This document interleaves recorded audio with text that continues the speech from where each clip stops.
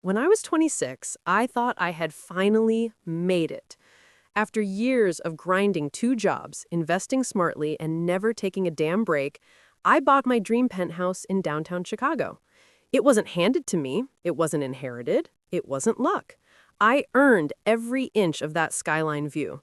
And my family hated that. I grew up in a house where appearance meant more than truth, where my parents treated my older sister, Olivia, like a delicate porcelain doll while I was the workhorse who was expected to be quiet, helpful, and invisible.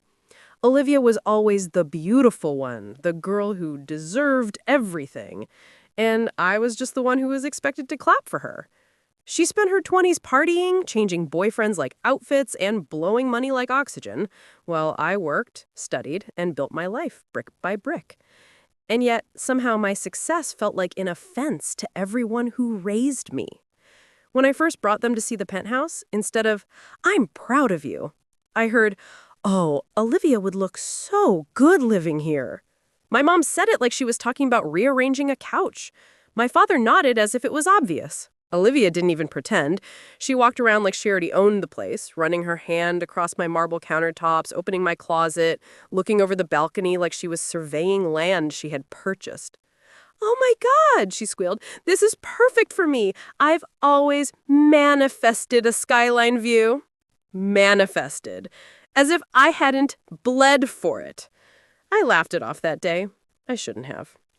A month later, my parents sat across from me at a restaurant, faces twisted into serious, dramatic expressions. "Your sister is going through a difficult time," my mother began, placing a hand on mine. Olivia had broken up with her boyfriend, again.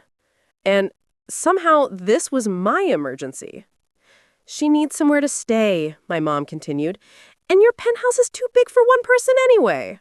It wasn't a request. It was an expectation. A demand disguised as concern. I said no. Calmly, firmly. I said no again when they started guilt-tripping me. I said no when Olivia cried about how I always get everything while she gets nothing, which was the funniest lie I had ever heard. And that's when everything changed. My mother's face hardened. My dad leaned back like I had just insulted him. "We raised you," he said quietly. "We sacrificed for you. Family supports family." Family supports family unless it's me, right? For 2 months they harassed me. Every call, every dinner, every family gathering, they pushed, guilted, shamed. Until one day I broke down, exhausted, outnumbered, drained, and I gave my sister the guest room to stay temporarily. Temporary became permanent.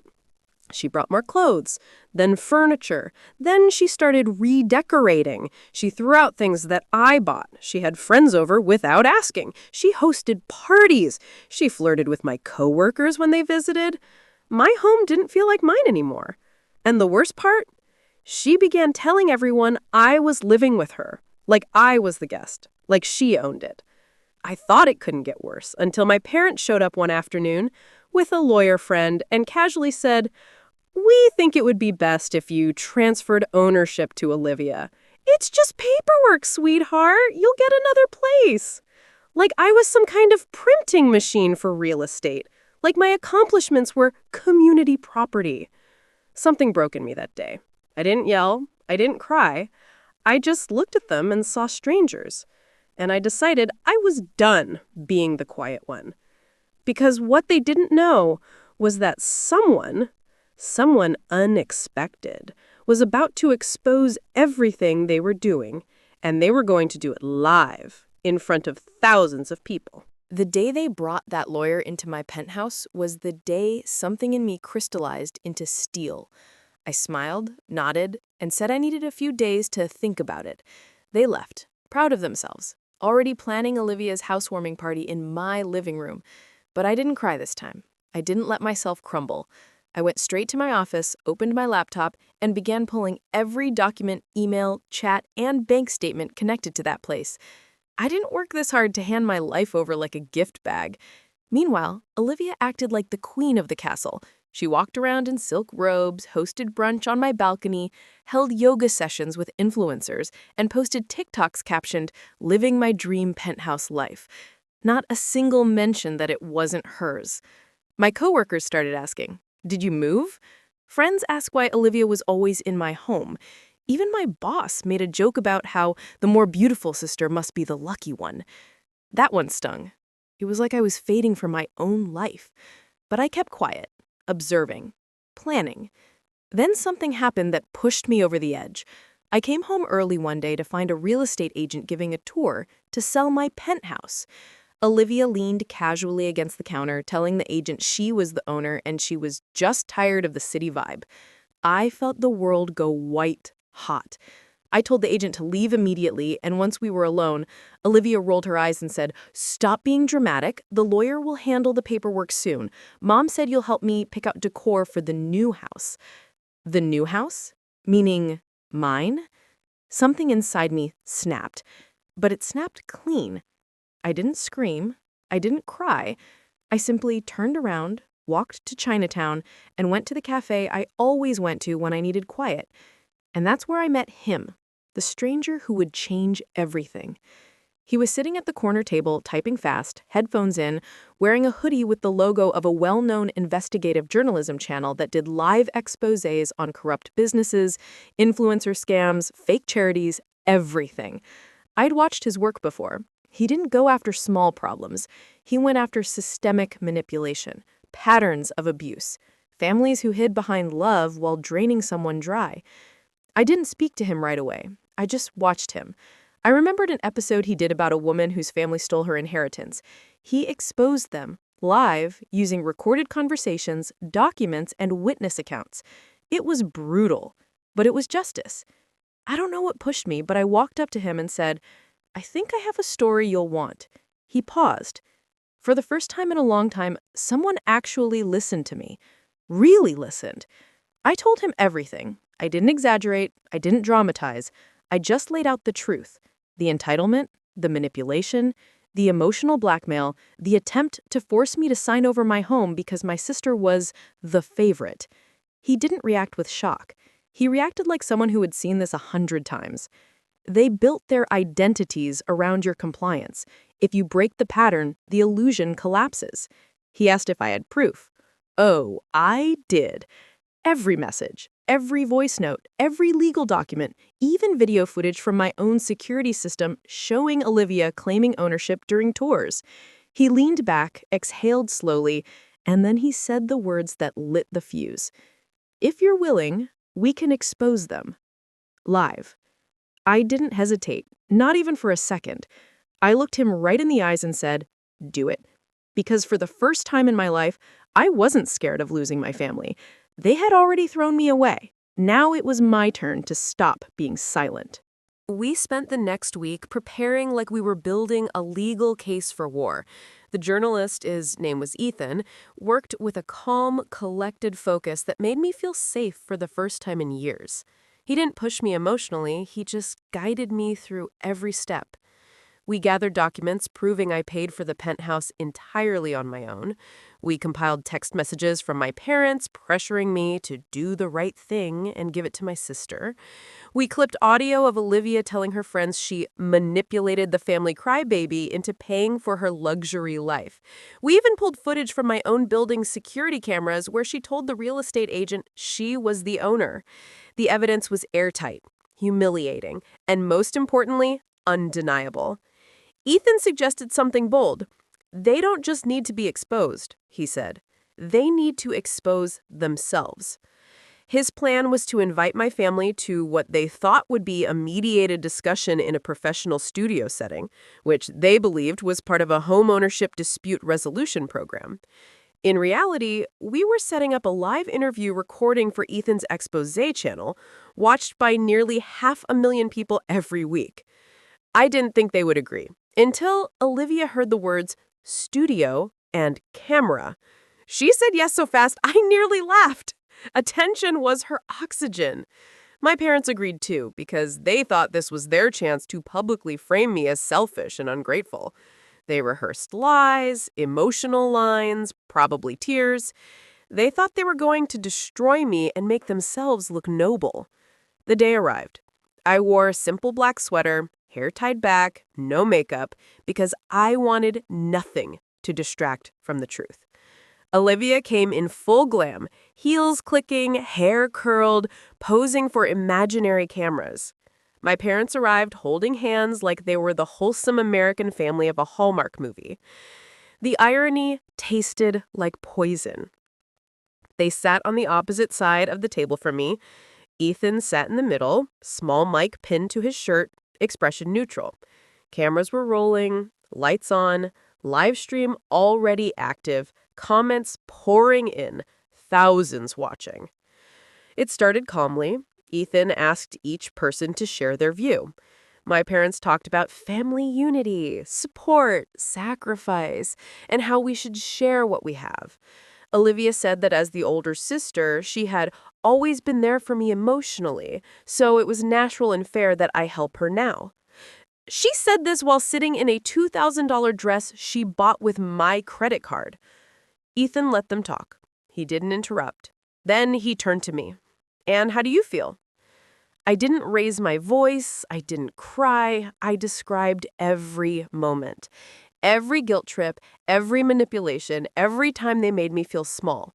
I explained how I saved, worked, sacrificed while Olivia partied. I explained how she started claiming my penthouse as hers.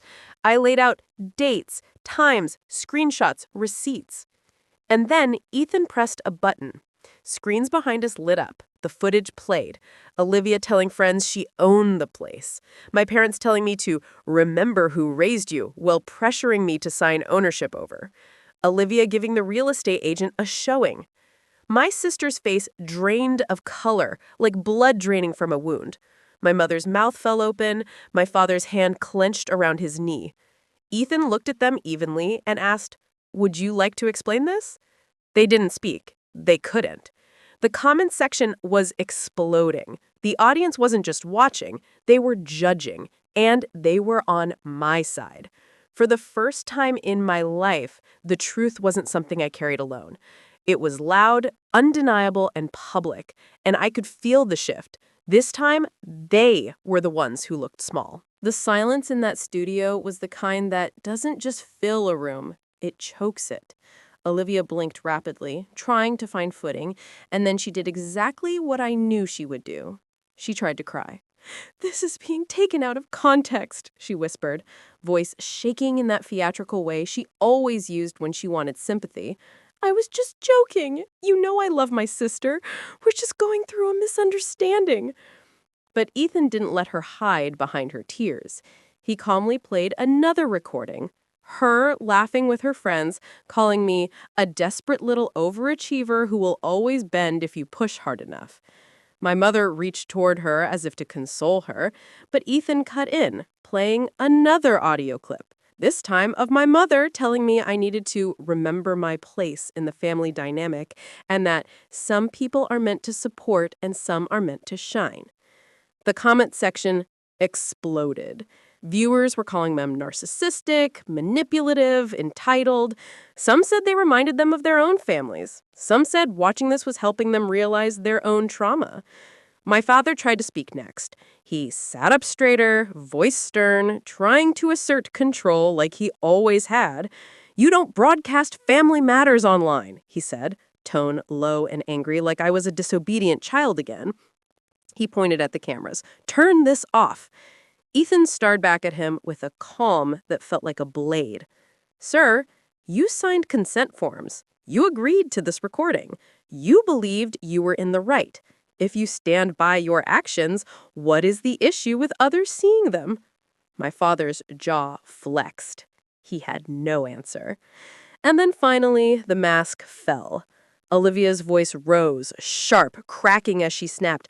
"I deserved that penthouse. I deserve a good life. I'm the one everyone loves. She doesn't even use her life right." She pointed at me like I was a stranger who had wronged her. "I should have had that place. I should have been the successful one. It was supposed to be me." And there it was, the truth she had always lived by, the entitlement so deep she believed it was destiny, not earned, owed. My mother started crying, not in guilt, but in humiliation. My father muttered something about how ungrateful and dramatic this all is. They still didn't get it. They couldn't. Their world was built on the belief that I would always be their silent backbone. Ethan turned to me. "Do you have anything you'd like to say to your family?" I took a breath. I didn't look at the cameras or the audience or even Ethan. I looked at the people who raised me to believe shrinking was love. And I said, "I am done." My voice didn't shake. "I am done paying for being the one who worked. I am done being punished for succeeding. You didn't make my life. You tried to take it." Olivia sobbed louder.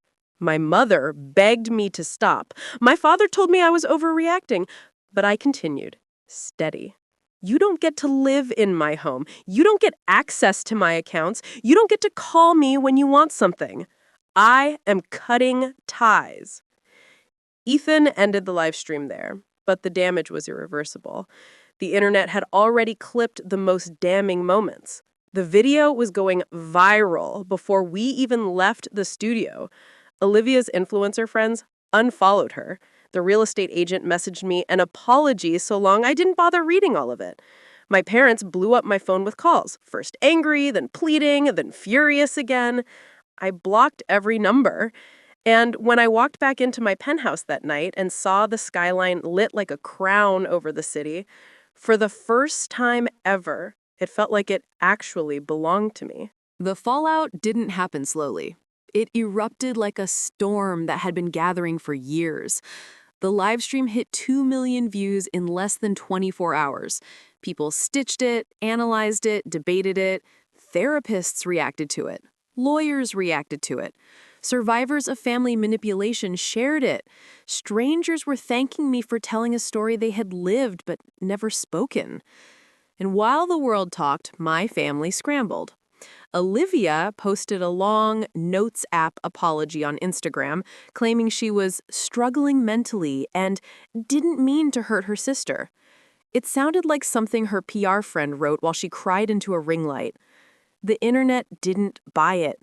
Brands she worked with dropped her. Her influencer friends ghosted her. Her followers tanked.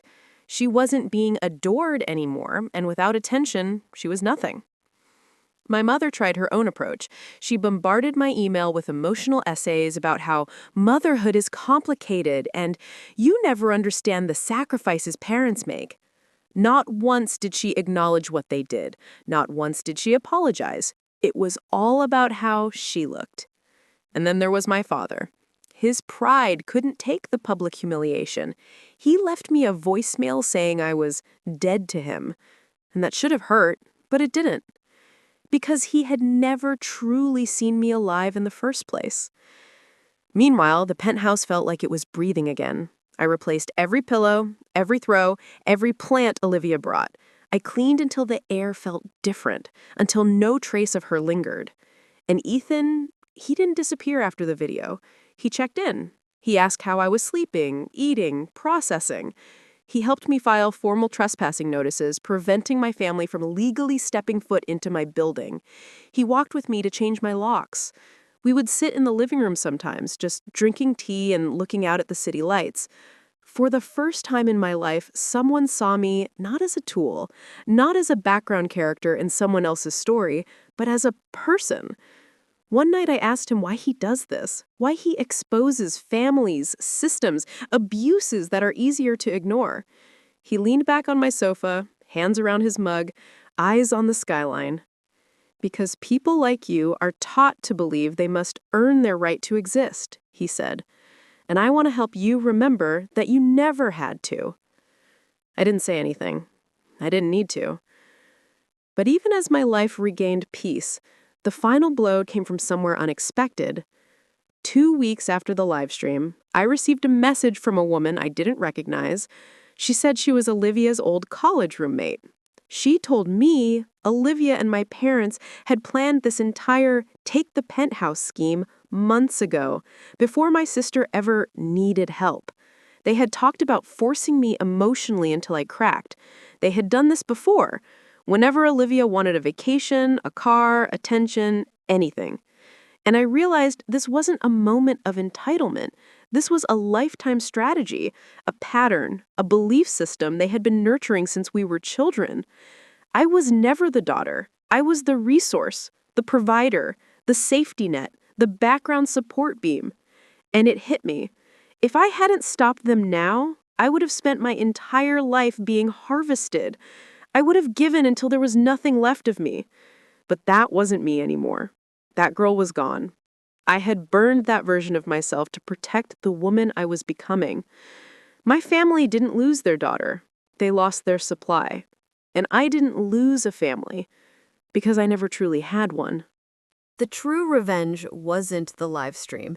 It wasn't the humiliation. It wasn't even the collapse of their public image. The real revenge came quietly, slowly, in the months that followed, when the absence of my compliance started to starve them. Olivia moved back in with my parents after being dropped from every sponsorship deal. She hated it. No skyline view, no rooftop brunches, no curated aesthetic. Just the same small room she grew up in, surrounded by the life she always believed she was too special for. She tried to restart her influencer career, but every video got drowned in comments reminding her who she really was. She tried to deny, delete, block, rebrand, but you can't outrun the truth once the world sees it raw. My mother became obsessed with PR. She tried to post family throwbacks, long captions about rebuilding relationships, acting as if she were the victim of online cruelty. But people didn't feel sorry for her because her words never once acknowledged the harm she caused. And my father? The voicemail wasn't the last contact. Months later, he emailed. It wasn't angry this time. It was heavy. He said their house felt quiet without me. He said Olivia was having breakdowns. He said my mother cried a lot. He said he didn't know why things became like this.